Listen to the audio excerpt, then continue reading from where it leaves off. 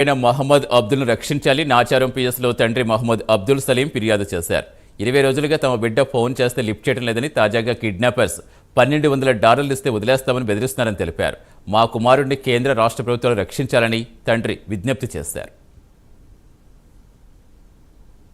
మొహమ్మద్ సలీం, నేను నాచారం ఉంటా, అంబేద్కర్ నగర్.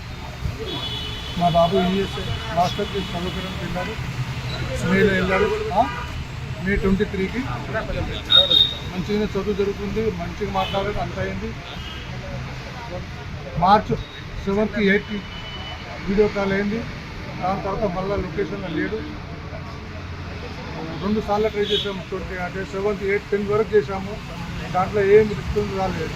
మాకు భయమై మా అన్న కొడుకు అక్కడ ఉంటారు, అతనికి కాల్ చేశాము. అతను అక్కడ వెళ్ళి రూమ్మేట్ చూసేవరకు ఆల్రెడీ అక్కడ నుంచి మిస్సింగ్ కంప్లైంట్ ఇచ్చారు రూమ్మేట్ వాళ్ళు. అక్కడ నుంచి ఏం తెలియటం లేదు, వాళ్ళు ఏం పట్టించుకుంటలేరు. ప్లీజ్ జీటీవీ ఛానల్కి ఫిర్యాదు చేస్తున్నాము.